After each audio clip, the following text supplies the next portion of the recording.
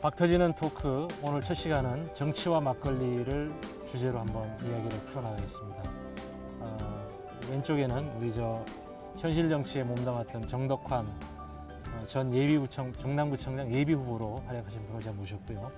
오른쪽에는 월간 아젠다의 기자로 활약하고 있는 김푸르메 씨를 제가 모셨습니다. 자, 일단 박수 한번 칠까요? 자, 반갑습니다. 네. 자, 일단 잔을 한 번씩 좀 채웠으니까 일단 한 모금씩 하시죠. 그러시죠. 좋습니다. 아유.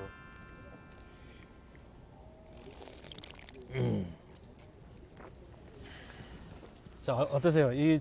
저도 지금 이렇게 흔히 말하는 이 술을 한잔 하면서 하는 방송은 처음인데요. 제가 기자 생활하면서 부러웠던 게 한 번 사실 있습니다. 뭐냐면 기자들이 보통 인터뷰를 할 때 인터뷰를 하고 만나서 이런 소주집에서 모셔서 진솔한 얘기를 들을 때 이렇게 좀 소주를 한 잔씩 하면서 이렇게 이제 인터뷰를 합니다. 그런데 이제 그럴 경우에는 보통 이렇게 인터뷰를 하면서 이 글로 써서 신문에 이제 글로 나가기 때문에 그건 사실 별 문제가 없어요. 근데 이제 오늘처럼 이렇게 방송을 하면서 술을 마시면서 하는 건 저도 이제 머리 털나고 처음이기 때문에 아주 정말 아주 쇼킹한 경험을 좀 하고 있습니다. 두 분 소감 한번 들어볼까요? 어떠세요? 저도 이거 처음인데 사실은 술 먹으면서 오히려 우리가 취중 진담이라고 하잖아요. 그러니까 오히려 솔직하게 자기 의견도 얘기할 수 있을 것 같고. 술 안 마시면 솔직 안 합니까? 술 안 마셔도 솔직하지만 그래도 마시면 술 먹으면 더 화끈하게 솔직합니까? 할 얘기 다 하고. 다 합니까? 오케이 합니까? 우리가 시장 통해서 사람들 만나서 이렇게 솔직하게 하는 그런 식으로 할 수 있을 것 같아요. 그런 분위기다. 오케이. 그런 자연스러운 분위기입니다. 한번 기대하겠습니다. 자, 현실 정치 몸담았으니까 그런 아주 경험들을 한번 화끈하게 한번 녹여서 한번 풀어주시고. 네. 자, 우리 김푸르메 기자는 어떠세요? 네, 저도 취재 다니다 보면은 이제 굉장히 진지한 분위기에서 좋은 말씀 듣고 그렇게 인터뷰를 다 마치고 나서 사실상 더 좋은 이야기는 그 다음에 저희 살짝 뒤풀이 갈까요? 해서 뒤풀이 가가지고 나오는 경우들이 더 많더라고요. 더 재미있는 이야기, 진솔한 이야기, 그러니까 그냥 처음 만난 분들하고 할 수 없는 이야기들이 술 한잔 들어가면은 살짝 얼큰해 취기가 오르면서 더 속마음이 나오는 경우들이 있잖아요. 그래서 할 수 없었던 이야기들도 하고 그래서 그런 분위기 한번 기대해 볼 수 있지 않을까. 오케이. 오늘 이제 첫 번째 정치와 막걸리 순서에서 이제 사실은 제가 정치를 참 이야기하는 게 요즘 여러 가지로 사회가 어수선하고 정치가 이렇게 국민들 속을 이렇게 풀어주지 못하고 그런 상황이라서 정치 이야기하는 게 굉장히 좀 마음에 좀 부담이 사실 됐어요. 우리가 흔히 말하는 국민들의 가려운 데 또는 아픈 것을 보다듬어주고 가려운 것을 긁어주는 게 사실 정치 역할이어야 되는데 너무나 많이 지금 정부에 꼬여 있죠. 경색돼 있고 많이 지금 대치 국면이 장기화되고 있고 그래서 참 답답한 그 여러 가지 이유가 있죠. 세월호 특별법 문제를 비롯해서 또 하필이면 또 이런 국민들이 여러 가지로 지금 정치에 지금 불신이 깊어지는 마당에 여야 정치인들이 구속이 되고 비리를 저질러서 이런 것들이 계속 뉴스를 지금 도배하고 있단 말이에요. 그래서 이런 상황에서 우리가 참 정치 이야기를 한다는 게 사실 참 뭔가 그렇게 개운하고 이렇게 그런 느낌이 있어요. 그런데 저는 그렇게 생각합니다. 정치는 어차피 우리가 떼어낼 수 없고 우리 삶을 끊임없이 영향을 미치기 때문에 어쨌든 첫 번째 순서 한번 정치 얘기를 한번 해보도록 하고요. 첫 번째 한번 이야기를 한번 좀 풀겠습니다. 최근에 제가 보니까 아주 재미있는 이 현상이 벌어졌어요. 혹시 아시는지 모르겠습니다만은 방탄국회 얘기가 좀 다시 나오고 있습니다. 혹시 거기에 대해서 좀 알고 신문에서 계신 방송에 나오고 한번 그 얘기 한번 해보시죠. 방탄국회 어떤 겁니까? 지금 우리 박 기자님 얘기했듯이 그런 방탄국회 지금 얼마 전에 저도 그거 봤는데 저는 굉장히 좀 생소했어요. 왜냐하면 이전에는 보면 여당에서 주로 방탄국회를 한 거잖아. 여당에서 자기들 권력형 비리 이런 걸 이제 막기 위해서 했는데 나는 야당에서 이렇게 방탄국회를 한다. 이거는 난 굉장히 생소해서 이거 어떻게 된 건가. 저는 내용은 잘은 모르겠지만 좀 이상해서 정치를 하시는 분은 모른다는 말이 안 되잖아요. 아니, 그 야당 정치를 하시는 분이 그걸 모른다는 말이 안 되잖아요. 아니 근데 좀 자연스럽지 않다. 나는 야당가 오히려 지금은 제가 보니까 새누리당에서 그 비리로 구속된 이 정치인에 대해서 어쨌든 당 그 대변인이 거기에 대해서 사과를 하고 나는 이게 맞다고 보는 거예요. 이게 정치인이면 그런 솔직함이 있고 있어야 되는데 그거를 사실은 이전에는 야당의 몫이었다는 거죠. 그런 거를. 근데 지금은 야당은 오히려 그거를 그냥 가만히 있고 오히려 국회를 열어가지고 임시국회를 열어서 그거를 이렇게 막는 보호하는 역할을 하고 여당에서 새누리당에서 이게 솔직하게 사과를 하고 이런 걸 보면 아 이게 지금 많이 바뀌었구나. 그리고 이게 좀 안 맞다. 저는 좀 개인적으로 야당에 몸담고 있지만 그게 좀 안 맞는다고 저는 생각해요. 일단. 논리가 네. 없진 않아요. 보면 뭐 네. 세월호 특별법 처리를 위해서 지금 네. 임시국회 필요하다. 음. 그 논리에 대해서 어떻게 생각하십니까? 논리가 빈약하죠. 세월호 특별법 논리가 좀 박하다. 예, 박하다. 그러니까 빈약한 거죠. 빈약하다. 음. 그러니까 국민들이 보기에는 전혀 그렇죠. 예. 좀 그 심한 그 면피용이다. 그렇죠. 면피용이다. 면피용이고. 그걸 누가 봐도 지금 비리 그 혐의로 이렇게 연루된 그 자당 의원들을 보호하기 위한 그런 국회라고 볼 수 있는 거죠. 그 어떻게 생각하세요? 그래서 굉장히 재미있는 게 실질적으로 욕을 욕대로 먹는 건 야당이 먹고 있거든요. 왜 방탄국회를 지금 무리하게 그렇게 하고 있냐. 근데 실질적으로 구속이 유력하다고 이야기되어 있던 야당 의원 2명 같은 경우엔 구속이 되지 않고 지금 김재원 의원 1명만 구속이 되고 나머지는 불구속 수사로 진행이 되고 있잖아요. 그에 비해서 지금 여당 의원들 같은 경우는 둘 다 구속이 되었고 그리고 사실 누가 봐도 구속이 될 만한 사안이었다고 저는 개인적으로 생각을 해요. 많이 이제 방송에서도 이야기했지만 그렇기 때문에 이제 뭐 김무성 대표라던가 입장에서는 저들을 우리는 보호해줄 수 없겠다.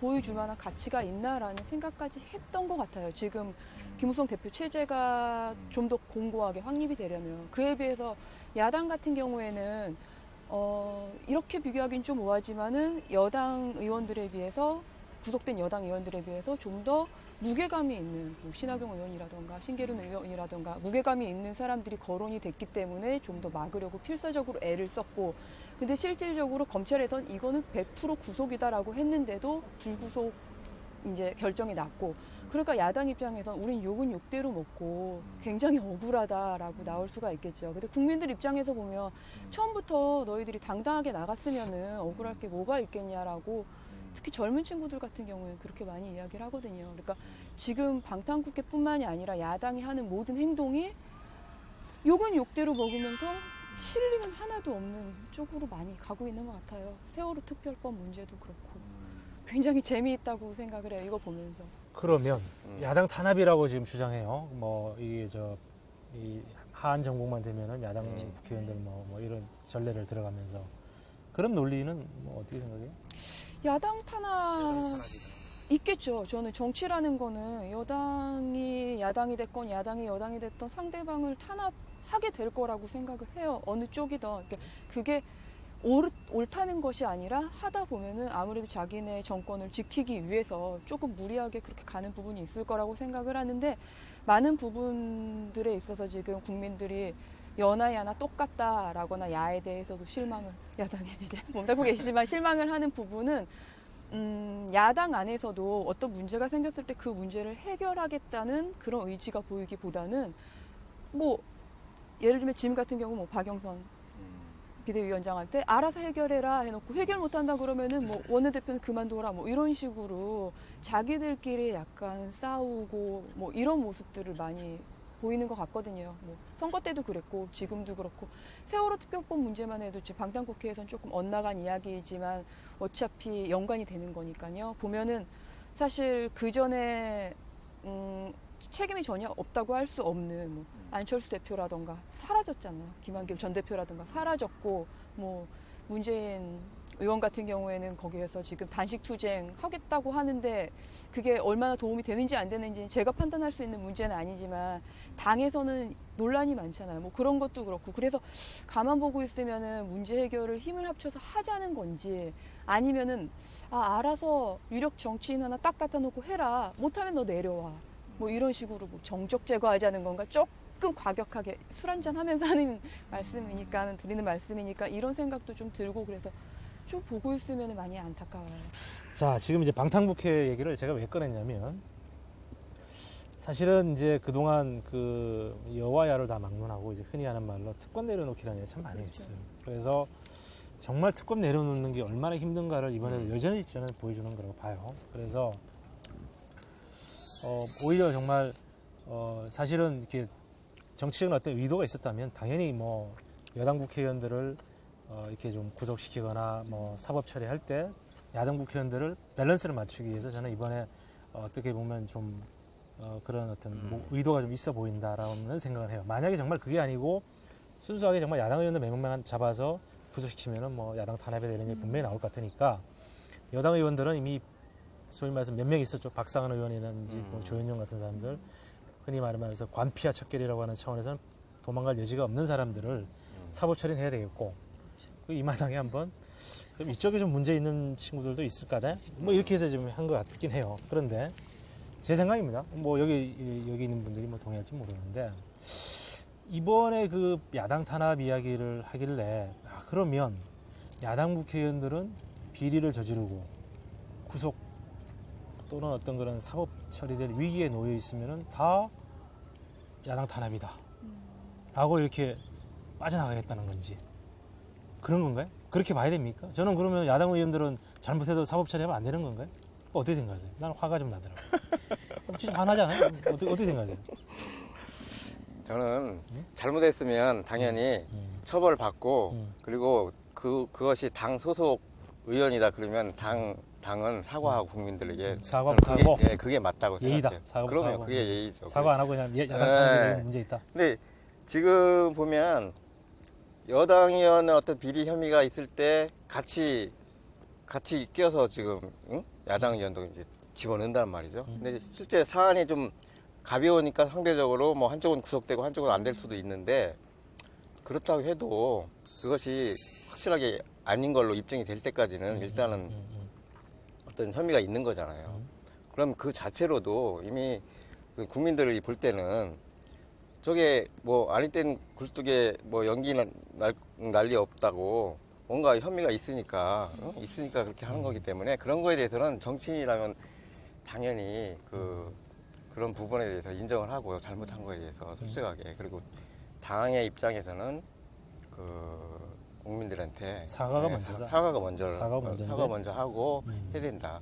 그냥 저는 그래서 요새 하는 거 보면 좀 마음에 안 들어요. 그럼 뭐, 마음에 안 들어. 마음에 안 들면 어떡하죠 이거?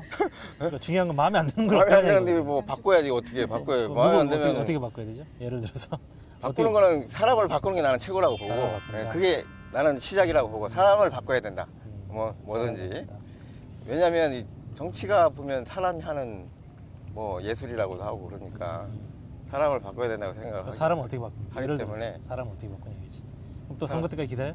사람을 아니죠 뭐 지금 기다릴 것도 없이 지금 우리 당내에 보면 이렇게 서로 계파들 간의 역관계가 있어갖고 서로 이제 지금 비대위 체제에서 누가 그 핵심 역할을 할 것인가에 대해서도 내부적인 나는 지금 암투가 심하다고 보고 있거든요. 그러니까 그럴 때 그런 걸 실질적으로 어떤 정치 개혁을 추진할 사람을 제대로 좀 참신하고 이런 어떤 계파 이익이나 이런 정파 이익에 연연하지 않는 이런 사람으로. 근데 문제는 그게 되겠냐 이거지.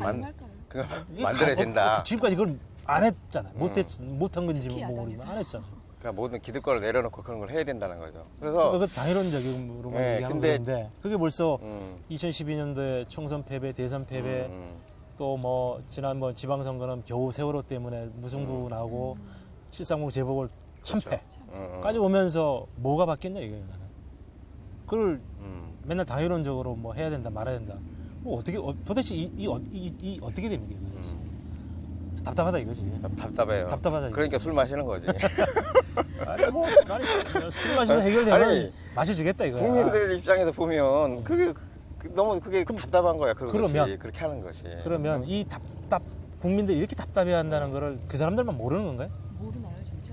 한번 물어봅시다. 그쪽 사람들한테 한번 물어봅시다. 모릅니까? 알겠죠. 알아요? 아는데 아는데 안 바꿔? 아는데 해법이 없어. 명확히 나오지 않으니까. 그러니까 그럼 뭐 계속 그냥 지는 거네. 그 있는 사람 가지고 내가 물어볼게. 해보자. 그럼 이제 2016년도 그냥 어떻게 될까요? 총선도 지나? 2010년 대선도 지나요? 지면 안 되죠. 아니 네. 지면 안 된다는 거는 그 사람들의 뭐 그쪽 세력의 어떤 그런 뭐 바람일지 모르는데 현실적으로는 지금 뭐 이길 수 있는 무슨 뭐 없잖아요. 내가 보니까 저는 정말 궁금한 게 여당과 야당이 네. 바뀌었다는 게 난 답답해. 그렇죠. 정말 궁금한 게 예를 들면은 항상 특히나 야당 쪽에서 신선한 인물을 찾아요. 신선한 인물을 찾아 예를 들면 뭐 안철수 전 대표, 문재인 의원 신선한 인물을 딱 찾고 그러고서는 어떻게 보면 경험도 없을 수 있고 이런 사람들을 딱 위에다 갖다 놓고 아까도 말씀드린 이야기하고 비슷한 건데 그들에게 모든 거를 해결해라 이래 놓고서는 뒷짐지고 이러고 보고 있다는 거죠. 국민들의 시선으로 봤을 때에는 그러고 뭔가 잘못되면은 야야 너 잘못됐다 내려와라. 그러면 과연 이게 저 사람들이 아까 뭐 야당 입장에서는 다음번에 우리가 정권을 잡겠다라고 생각할지 모르겠으나 보는 사람 입장에서는 저 사람들이 지금 대권을 잡겠다는 건가 당권을 잡겠다는 건가 그거 상관없이 개파들끼리 싸우면서 뭐 대권이야 잡아도 그만이고 안 잡아도 그만이고 제1야당이라는 게 대한민국에서 없어질 일은 없으니까 당명이 바뀌던 없어질 일은 없으니까 그냥 당권만 잡으면 뭐 먹고는 살지 않냐 뭐 이런 식으로 공천권 행사하면서 뭐 그게 친노가 됐던 비노가 됐던 개파도 진짜 복잡하잖아요. 진짜 기자들이 정치부 기자 되면은 개파부터 외운다고 그러더라고. 야당 출입 기자들은 진짜 시험 공부하듯이 이렇게 외운다 그러더라고요. 그 이야기 들으면은 정말 그런가? 이게 우리가 그냥 착각하는 건가? 오해하는 건가? 국민들이 아니면은 현실 정치에서도 그걸 알고 계신가? 한 번쯤 꼭 그런 거를 여쭤보고 싶더라고요. 자, 그럼 오늘 우리가 이 방송을 해서 우리 국민들이 이 야당에 대해서 이렇게 답답해하고 뭐 질타하는 이런 이제 목소리를 내면 이 야당에 좀 전달이 좀 될까요? 좀 됐으면 좋겠는데 좀 방송도 좀 보고 말이죠. 저도 좀 됐으면 좋겠어요. 좀 됐으면 좋겠죠. 전달 한번 꼭 좀 해주시고 좀 전달 꼭 좀 했으면 좋겠어요. 네, 됐으면 좋겠습니다. 그럼 이제 다시 좀 이제 한 모금 합시다. 이제 해도 좀 살짝 치고 드디어 사경도 좀 이제 하고. 네. 자 이제 조금 이제 그 야당 갑자기 성토장에 대해서 좀 그런데 다른 좀 주제로 한번 넘어가 보자고요. 앞으로 지금 이제 세월호 특별법이 상당히 지금 그 지난번에도 한번 제가 다른 방송에서 얘기했지만 장기화될 것 같다고 봤어요. 근데 결국은 이제 지금 장기화되고 있습니다. 근데 오늘 뭐 세월호 특별법 얘기할 자리는 아니고 다른 얘기를 좀 하고 싶은데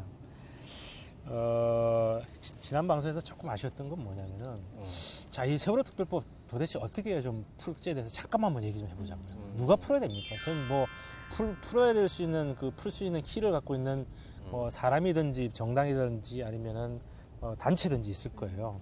그것이 유가족일 수도 있고 뭐 이미 야당이 재협상까지 한 마당이기 때문에 이제 이게 처리가 안 돼서 지금 필요하고 있는 거 아닙니까? 또는 정부 여당이 뭐 정부는 빼고 여당이 좀 전향적으로 가든지 아니면 뭐 대통령이 지금 저렇게 만나자고 하는 그 유민 아빠 뭐 이렇게 단식 투쟁까지 하고 있으니까 한번 만나든지 뭔가 하여튼 누군가는 한번 이렇게 속 시원하게 한번 해결해 줬으면 좋겠는데 그 부분만 한번 좀 짚어보죠. 어떻습니까? 저는 일단 유족들이 그걸 받아들이지 않는 게 문제잖아요.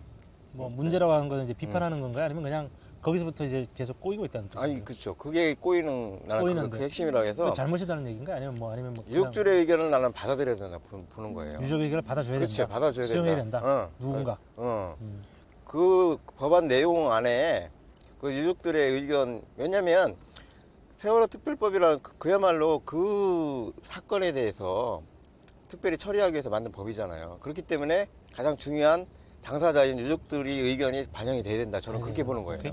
그거를 정치적인 이해에 의해서 그걸 하지 말고 유족들의 그 요구가 가장 나는 우선이다 그렇게 보는 거예요. 그래서 유족들의 나는 의견이 저는 이제 개인적으로 알기로는 수사권과 뭐 기소권 이것을 다 갖게 한다 이렇게 보는 거라고 보거든요. 그러니까 어떤 사건에 대해 조사를 했으면 그거에 대해서 처벌을 하는 것까지 권한을 줘야 된다. 그리고 그거를 유족들이 뭐 무슨 그 여당 원내대표가 무슨 얘기하기로는 그것이 무슨 자력구제 뭐 금지 원칙에 위배된다 이런 저는 그거 안 맞다고 봐요. 왜냐하면 그 사람들이 피해자라고 해서 그 사람들이 직접 어떤 처벌을 한다는 게 아니고 이런 뭐 그 조사권이나 기소권을 그런 행사할 수 있는 조사위원회 권한을 그렇지 부여하지 않습니까? 위원회를 구성을 해서 거기에 준다는 거지 그게 본인들이 한다는 게 아니잖아요. 그러니까 저는 그런 유족들의 의견을 반영해서 최대한 그것을 만드는 것 그리고 그걸로 합의를 하는 거 여야 간에 저는 그게 핵심이라고 저는 보는 거예요. 자, 그러면 네. 지금 이제 여당의 입장은 이미 명확하게 수사권 기소가 안 된다라고 지금 선을 긋고 거기에 대해서 이제 박영선 원내대표 비대위원장은 뭐 일정 부분 현실적인 접근에서 받아들여서 그냥 양보했고 그래서 다른 문제 갖고 지금 이제 하지만 이제 유족들은 이제 반대한단 말이에요. 그렇죠. 네. 자, 유족들 입장에서는 저는 뭐 전 100번 저는 이해를 해요. 진상규명이 제대로 되겠는가라고 하는 문제식에서 수사권, 기소권 얘기를 계속 하는 거고 그것이 이제 이쪽 논리는 그 뭐죠? 형사사법 체계 근간을 무너뜨린다. 그렇죠. 뭐 자력구제 근데 금지다 뭐 그런 얘기인데 저는 뭐 이상하게 그 그냥 안 맞는 것 부분에 대해서는 이게 법조계에서도 지금 의견이 좀 갈리고 있지 않습니까? 그래서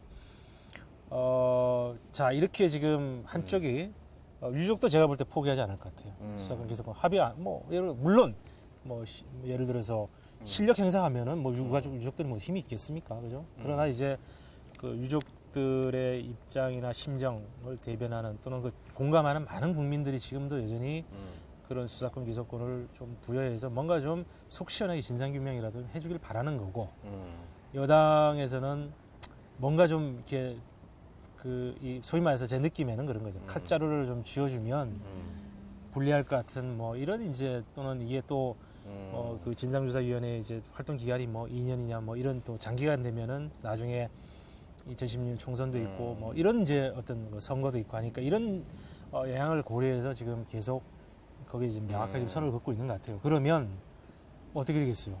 뭐 한쪽은 안 된다 그러고 계속 달라 그러면은 결국에는 이제 힘의 논리로 가면은 뭐 그냥 흐지부지 되겠죠. 뭐 그냥 거기에 대해서 이제 과연 책임이 있느냐는 이런 부분 갖고 이제 정치적인 이제 어떤 그런 뭘까 더 공격을 받거나 뭐 어떤 그런 뭐 문제가 되겠지만 그래서 최근에 이제 자 이거를 누가 과연 저 열쇠를 풀 것이냐 이 지금 꼬인 지금 실태를 풀 거냐 그래서 제가 김무성 당대표가 한번 좀 전향적으로 한번 자기 정치를 한번 해보는 게 어떻겠냐.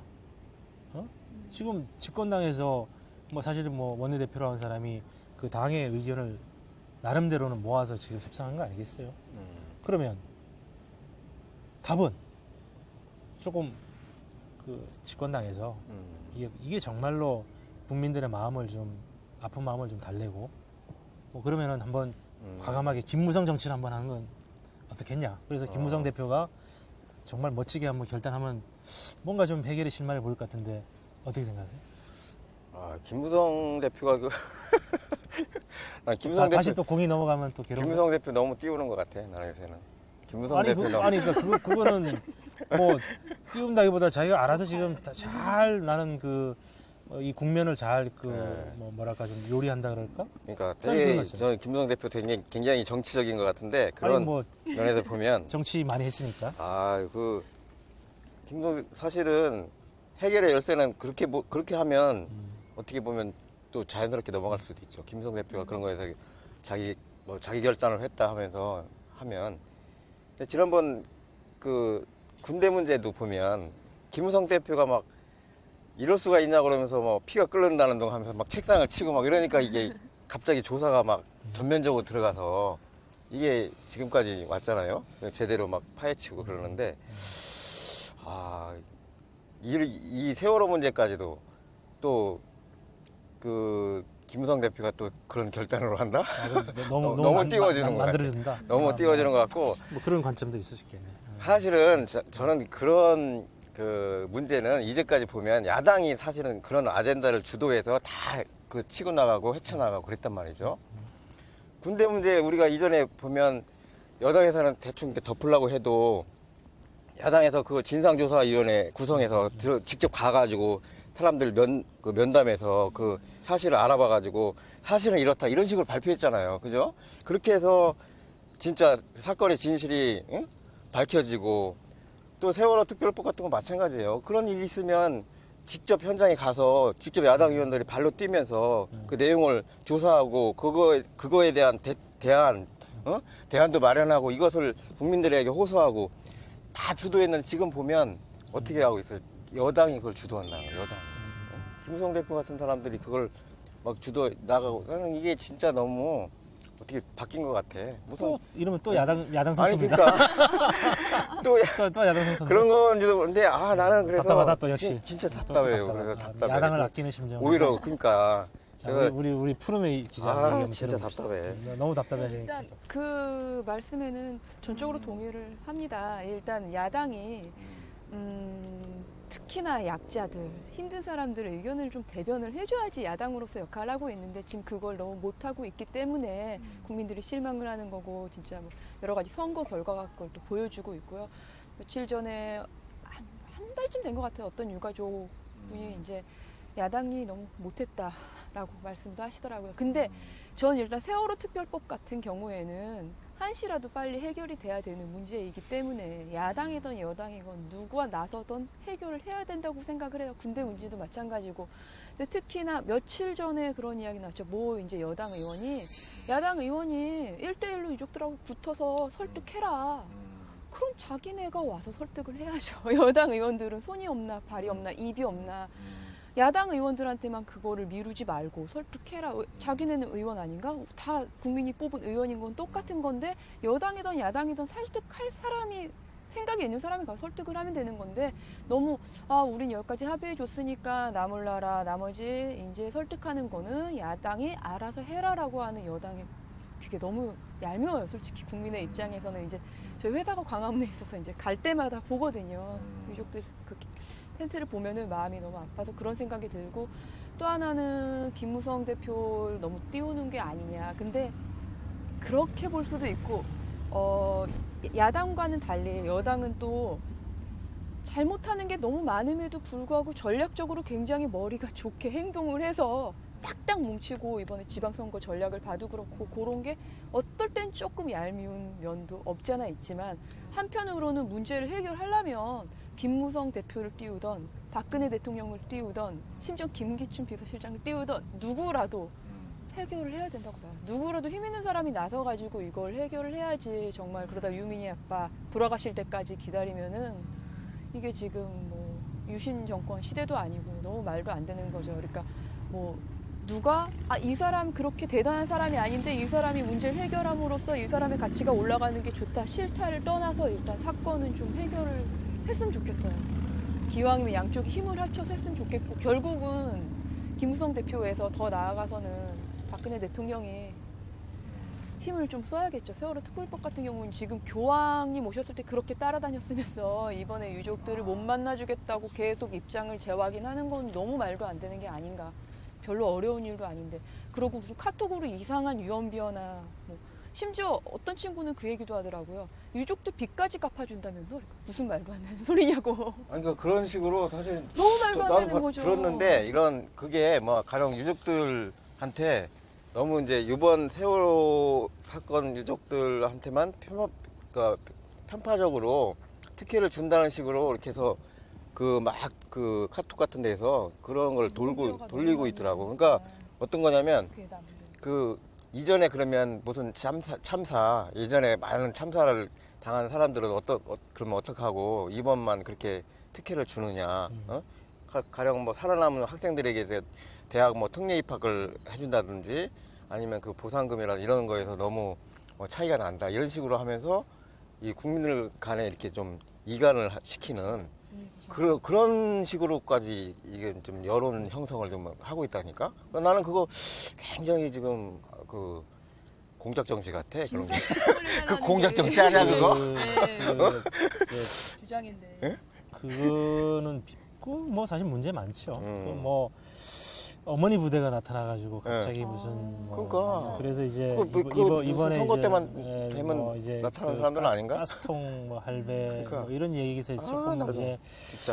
그런 아마 좀 그 뭐랄까 그 관제 뭐 그런 이제 여론을 만드는 거죠. 그래서 이제 그런 것들은 문제는 이제 우리가 사실은 대부분 뭐 워낙 그 이 정보 소통이 빠르기 때문에 다 걸러내는데 그럼에도 불구하고 어떤 선거 국면에서는 또 어쨌든 뭐 영향력을 좀 그럼. 발휘하는 건 사실인 것 당연히 같아요. 그렇지. 자, 세월호 특별법 얘기는 우리가 뭐 참 굉장히 안타까워하는 부분이지만 여기까지만 하시죠.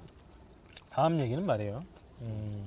사실은 그 지금 슬슬 무슨 언론의 관심이 차기 대선 주자 뭐 이런 얘기를 해요. 심지어 우리가 보면 그 이 5년 단임제 대통령제에서는 레임덕은 뭐 한 2년이면 온다. 뭐 저는 2년 반 그러더니만 요즘 뭐 2년이면 온다 뭐 그런 얘기를 해요. 2016년 총선이 있기 때문에 아마 2015년 하반기가 되면은 바로 아마 모든 관심이 총선으로 가기 때문에 그건 뭐 거의 이제 확실한 레임덕이라 표현하기는 그렇지만 정치권의 관심, 국민들의 관심이 이제 2016년 총선, 그 다음에 2020 대선까지 갈 건데 자 지금 우리가 보기에 자 우리 차기 대선 주자군에 대해서 한번 얘기를 한번 해봅시다.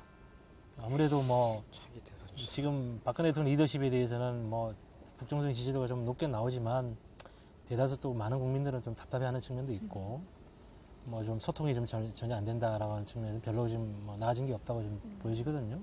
그래서 차기 대통령 이런 얘기가 좀 때이른 감이 있지만 차기 대통령은 좀 어떤 사람이 됐으면 좋겠다. 어떤 인물이 좀 유력한지 또는 국민들이 좀 어떤 사람을 원하는지 뭐 이런 얘기 한번 좀 해볼까요? 어떤 생각? 저 개인적인 생각으로는 사실은 이제 이명박 정권하고 박근혜 정권에서 10년 했으면 다음에는 야당으로 이렇게 넘어가는 게 이게 순서가 아닌가 이렇게 생각을 해요. 그러면 야당에 그러면 그런 어떤 대선 후보 군들이 어떻게 좀 돼 있나. 저는 개인적으로는 그래서 지금 야당이 새롭게 창당한다는 그런 각오와 실제 내용적으로도 그런 수준으로 재창당 수준으로 이거를 당을 새로 만들어야 된다고 생각해요. 그러니까 지금의 어떤 비대위 체제에 약간 뭐 짜집기식 이 정도가 아니라 전면적인 그 정치 혁신을 통한 개혁 이거를 내걸고 당을 다시 만든 다음에 그 후보로는 사실은 여러 후보군들이 많이 뭐 있을 수 있다고 봐요. 저는 오히려 야당 쪽은 후보군들이 그동안 이렇게 다져진 사람들이 각 그 여러 가지 뭐 선거 과정이나 그런 국민들과의 소통 과정 속에서 다져진 사람들이 저는 많이 있다고 보고 있어요. 그래서 뭐 가령 뭐 박원순 서울시장도 어떻게 보면 굉장히 그 이후로 부상했고 지금은 일단 좀 그 끈이 떨어졌지만 안철수 전 대표도 역시 아직까지는 대선 후보로서의 그런 충분히 파워가 있다. 예, 파워가 아직까지는 남아 있다. 난 반대 의견인데. 예? 아주 강력한 반대 의견을 난 개진하고 싶어요. 그리고 뭐 또 나중에 신진 세력으로는 또 이제 저는 그 안희정 뭐 충남도지사 이런 분들이 아마 이제 신진 그룹으로 또 등장을 할 것이다. 저는 그렇게 봐요. 개인적으로. 오케이. 예. 지금 조금 좀 그 얘기가 좀 빗나갔는데 예. 이런 얘기 합시다. 지금 차기 그 2017년 대선 주자군의 안철수 전 공동대표가 과연 파괴력이 있을 것이냐. 그래서 뭐 여전히 이제 그런 가능성을 좀 긍정하신 것 같고 우리 프로메 기자는 어떻게 생각하세요? 좀 있나요? 이번에 보궐선거에서 너무나 큰 타격을 입어서 이것도 또 결국 같은 결론인 것 같아요. 야당은 왜 아까 말씀하신 것처럼 굉장히 후보군이 많았거든요. 일명 잠룡이라 그러잖아요. 잠룡들이 굉장히 많았는데 이 잠룡이 좀 노력을 해서 혈룡이 될 때까지는 놔둬야 되는데 잠룡에서 좀 뛰어볼까 올라가 볼까 그러면은 다 밟아버리는 자기들끼리 싸워가지고 어떻게 하나 한번 보자 그래서 밟아버리는 그런 게 약간 있는 것 같아요. 개파가 일단 개파라는 거는 굉장히 잘만 하면은 건강할 수 있다고 저는 생각을 해요. 근데 지금 현재 야당의 개파 정치는 너무나 건강하지 않고 서로 상처내는데 막 급급한 개파이기 때문에 굉장히 문제가 돼서 이번 보궐선거 끝나고 나서 안철수 대표 지지율 확 떨어졌고 전 대표 지지율 확 떨어졌고 박원순 시장 지지율 동시에 떨어졌고 문재인 의원 지지율이 조금 올라갔고 뭐 이제 그거랑 전혀 상관없는 이제 뭐 안희정 지사 이런 사람들이 또 그 전부터도 거론이 되긴 했지만 올라왔는데 안철수 전 대표가 다시 옛날 같은 그런 파워라던가 그런 거를 회복하려면은 조금 더 좀 다른 모습을 보여줘야 되지 않을까 지금과는 다른 행보를 그러니까 심지어 어떤 정치 평론가는 나와서 정치와 맞지 않는 사람인 것 같다라는 말까지 하더라고요. 굉장히 안철수 대표에 대해서 긍정적인 평가를 하시던 분이었는데도 너무나 좀 혼자서 다 결정해 버리고 그리고 김한길 대표가 결정한 것도 사실 안철수 대표가 욕먹은 부분이 굉장히 많거든요. 보면은 그래서 조금 더 정치에 대한 생리를 파악해야 이게 차기건 뭔가 되지 않을까. 아직 워낙 젊으시니까. 근데 차기의 강력한 리더십을 바랄 수 있을까에 대해서는 반반인 것 같아요. 이렇게 하면 너무 걸쳐져 놓은 것 같은데. 예. 근데 저는 안철수 대표가 물론 이번에 선거 과정에서 여러 가지 사실은 많이 실수도 하고 국민들로부터 많이 이제 실망감을 안겨주고 그런 면이 있었지만 여전히 저는 어떤 그 정치 개혁, 그 새정치라는 그런 그 태제를 가지고 있는 그 상징적인 인물이다. 저는 그렇게 생각해요. 물론 힘은 많이 빠졌지만. 그래서 그것을 어떻게 보면 되냐면 저는 뭐 그냥 좀 굉장히 엉뚱한 비유인데 교황이 왔을 때 교황에 대한 이 환호하는 나는 국민들을 보면서 아 우리나라 사람들이 국민들이 아직도 그런 그 교황 얘기한 그 메시지가 어떤 거예요? 낮은 자세로 임해라. 항상 물질주의 이런 것을 극복하자 이런 거였잖아요. 사실은 안철수 대표가 그 주장한 또 그런 거였거든요. 근데 정치에 무슨 뭐 제도 개선 뭐 이런 거 그런 걸 가지고 한 게 아니라 처음에 제기한 것이 철학을 좀 바꾸는 그죠? 정치에서 새로운 어떤 비리 이런 거 연루되지 않고 진짜 원칙과 이런 거에 철저한 그런 제대로 된 정치를 해보자 이런 식으로 국민들에게 희망을 주고 어떻게 철학을 바꾸는 이런 것을 메시지를 던졌기 때문에 저는 환호했다고 보는 거예요. 근데 그거를 실제 이 구현하는 과정에서는 못했다는 거잖아요. 그죠? 못하고 오히려 그냥 기존 정치의 그런 틀 안에서 어떻게 좀 개선을 해볼까 하면서 거기에 같이 휩싸여 감으로써 이제 저는 이제 일시적으로 좀 실패를 했다고 보고 만약 이후라도 이런 그 자기의 정치 과정에서의 경험을 가지고 진짜 뼈를 깎는 그런 반성을 하고 다시 그 태어난다고 그런 각오로 한다고 하면 나는 다음 그 대권 후보로서 또다시 역할을 할 수 있을 거라고 봐요. 그러니까 이걸 확실히 보여줘야 될 것 같아요. 안철수의 새정치가 뭐냐. 국민들이 가장 궁금해하는 게 안철수의 새정치와 박근혜의 창조경제가 도대체 뭐냐를 궁금해 하더라고요. 제 주변에서는 도대체 그게 뭐지? 말하고. 그래서 이런 말도 미스테리죠 정말. 새정치 그래서 이런 말이 있어요. 안철수 현상을 안철수는 절대 이길 수 없다. 그러니까 교황 왔을 때 그렇게 사람들이 환호했던 것처럼 교황님 오셨을 때 안철수는 사실 젊은 층에서 엄청 밀었죠. 엄청 밀고 새정치 그러니까 뭔가 다를 것이다라고 했는데 까보니까 새정치를 계속 언급은 하는데 거기에 대한 구체적인 실체가 보이지 않는 거예요. 그러니까 뭐 젊은 친구들 같은 경우 박근혜의 창조경제는 아예 기대도 안 했다. 근데 안철수의 새정치는 뭔지 좀 알아야 우리가 해줄 거 아니냐. 근데 이번 보궐선거에서는 너무 이거 새롭지도 않고 정말 단군 일의 최악의 공천이라는 그런 모습을 보여줬으니까 만약에 이제 선생님 말씀하신 대로 안철수의 새정치를 제대로 한번 보여준다면은 아직 시간이 남았으니까는 가능성이 있겠죠. 그때가 되면. 제가 이제 어떻게 하다 보니까 안철수 얘기를 나왔는데요. 우리 저 프로그램 제목이 박 터지는 토크잖아요. 박 터지는 게 이제 제가 터진다 그래서 박 터질 수도 있고 아까 뭐 얘기한 것처럼 박 터지게 싸운다는 의미일 수도 있는데 제가 이 반론을 할게요. 저는 안철수 의원의 정치적 내공은 이미 다 바닥에 드러났다. 따라서 2017년도에 안철수 의원의 대선 후보로서의 가능성은 나는 거의 없다라고 보는 사람입니다.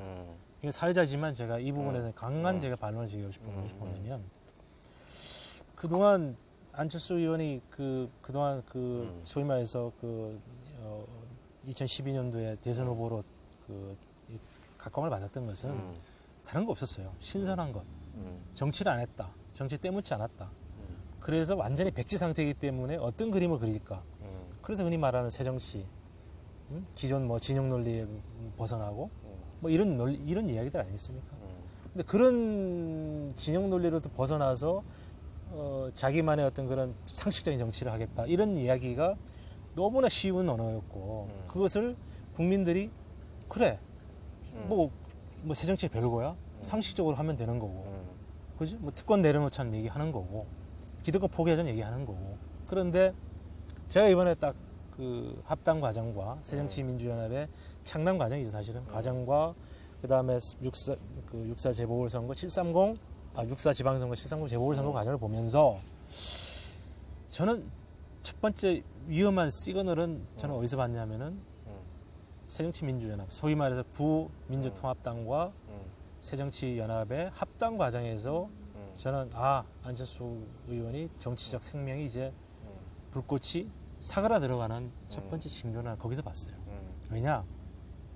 기존에 말했던 진영 논리로부터 벗어나 제3의 길을 우리 국민들이 원했다고 보는 거예요. 그것이 안철수 현상의 핵심이고 그래서 새누리당에 대해서도 비판적이고 야당, 구민주통합당 또는 뭐 민주당이라 합시다. 그 민주당에 대해서도 비판적이었던 그래서 어느 정당에도 양 정당의 마음을 줄 수 없었던 그런 유권자층이 있었던 것이고요. 그것이 뭐 20%인지 30%인지 40%인지 모르겠으나 그 사람들이 안철수라는 인물에게 자신들의 정치적 어떤 그런 기대를 저는 투사했다고 보는 거예요. 그런데 그 사람이 그 정당 중에 하나를 선택해서 몸을 섞었고 합당을 했죠. 합당해서 새정치를 할 거라고 해서 이름도 거창하게 새정치민주연합 새정치를 강조했는데 보여준 것은 전혀 새롭지도 않았고 오히려 아까 얘기했던 공천은 더 험악한 공천하고 자기 지지율도 떨어지고 정당 지지율도 20% 쪽 하나 떨어지고 이렇게 되면 저는 이건 안철수의 몰락이라고 하는 표현이 더 좋다고 봐요. 그러면 이미 자기의 가치와 철학을 다 사실상 팽개치고 이 야당에 들어가서 자기 색깔, 자기 목소리 전혀 내지 못하는 불과 4개월짜리 지금 공동대표 상처만 막 입은 그 리더십 가지고 과연 회생할 수 있을까요? 제기할 수 있을까요? 당에서 제기하지 못하는데 대선 후보로서 과연 쓸 수 있을까요? 난 거기에 대해서는 굉장히 뭐 좀 심하게 맞춰서 끝났다. 라고 아주 저는 극단적인 지금 표현을 써도 좋을 만큼 저는 그렇게 강하게 평가하는데 여전히 믿습니까? 대선 후보로서의 가능성은? 이전에도 어떤 진짜 혼탁한 정치 현실에서 내가 이것을 해결하겠다 이런 해결사 또는 나름대로 구세주 역할을 자기가 하겠다고 자임하면서 나왔듯이 앞으로도 사실 그런 역할을 함으로써 다시 안철수 현상을 자기가 끌고 갈 수 있다고 저는 보는 거예요. 저는 앞으로는 이후 주도할 수 있는 아젠다는 뭐 박근혜 대통령이 이미 지금 써먹긴 했지만 통일이라는 거 있잖아요. 통일이라는 그런 아젠다가 앞으로도 우리 전체적인 큰 줄기를 이끌고 갈 수 있는 그런 어떤 아젠다라고 생각을 해요. 그래서 이후에 안철수든 사실은 누구든지 대권 후보가 될 사람이면 통일에 대한 확실한 비전과 내용을 가지고 통일 리더십으로 해나가고 그리고 이런 권력 구조에 대해서도 가령 뭐 지금의 너무 대통령 중심으로 권력이 이렇게 집중이 돼 있잖아요. 이 어떤 분권형 대통령제 권력을 좀 힘을 좀 빼고 대통령의 힘을 좀 빼는 식으로 하면서 뭐 4년 중임이라든지 이런 식으로 헌법을 바꾸는 이런 좀 큰 부분에서의 이런 걸 던지면서 그래서 이제까지 이제 좀 지역적으로 이렇게 부분적으로 수정을 통해서 해왔던 것을 좀 바꾸고 큰 물줄기를 한번 새롭게 돌려보는 헌법을 바꾸는 뭐 제7공화국을 만드는 이런 어떤 주제를 던지면서 오히려 그러니까 아젠다를 좀 주도할 수 있는 이런 사람이 좀 나왔으면 좋겠다.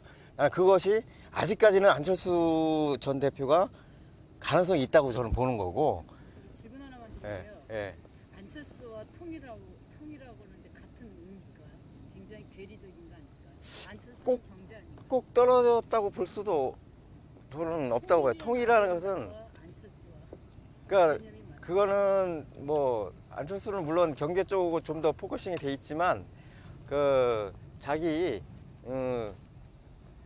어차피 이제 분단 시대에 살고 있는 정치인들은 다 그 부분에 대한 저는 그 문제의식이 있다고 보기 때문에 안철수도 그것을 감당할 수 있는 자기 대안과 그 컨텐츠가 있다고 보는 거거든요. 장외에서 이제 이런 또 저희 토론을 지켜보면서 또 이 안타까움 좀 이렇게 의견 주셔서 저는 뭐 굉장히 좀 유익했는데요.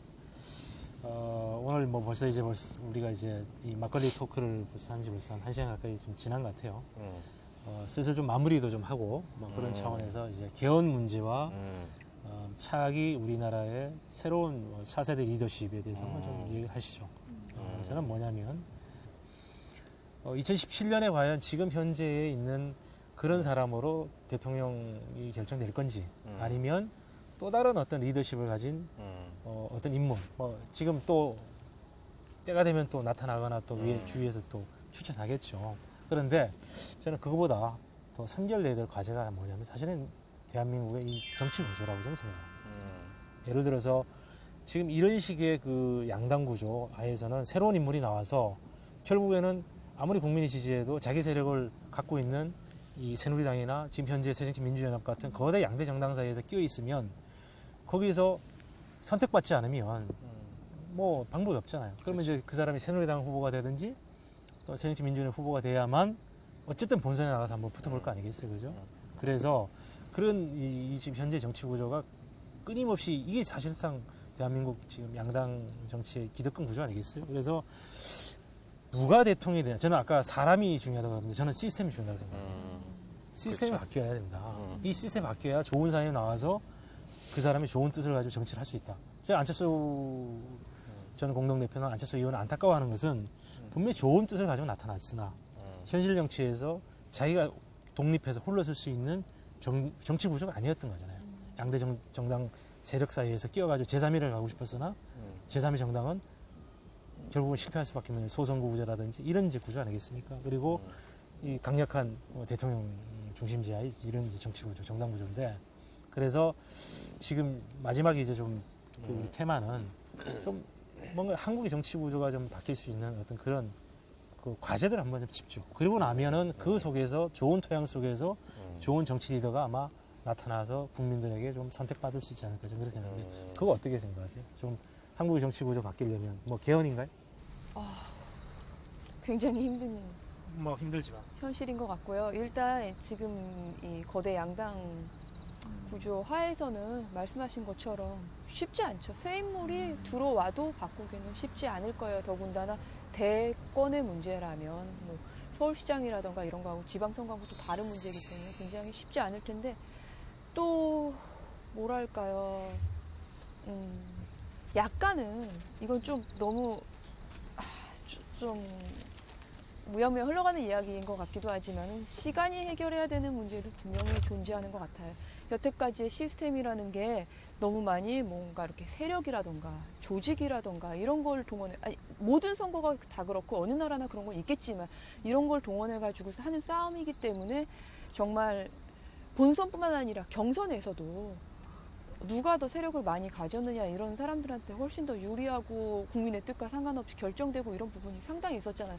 또 한편으로는 그런 거를 무시하면은 그냥 검증도 되지 않았는데 단지 무슨 풍 이렇게만 타고 가가지고서는 바람만 불어가지고 진짜 뭐 온라인 뭐 사전 투표라든가 이런 게 문제가 되는 경우도 또 반대로 있고 그렇기 때문에 그런 거를 적절히 해결하는 거는 굉장히 힘들 것 같은데 지금 양당 체제는 분명히 문제가 있는 것 같고 사람 중심으로 가려면은 약간 개헌이라던가 이런 것도 확실히 필요한 것 같긴 하고요. 근데 지금 정치권에서 나오는 개헌 문제는 한다 그랬다가 또 정권 잡으면은 안 한다 그랬다가 왔다 갔다 하는 게 뭔가 한국의 정치 현실을 생각한다거나 이런 거보다는 정치 그 권력을 잡기 위한 도구로서 논의되고 있는 것 같아서 굉장히 진정성이 별로 없어 안타깝죠. 보인다. 네, 진정성이 없어 보여요.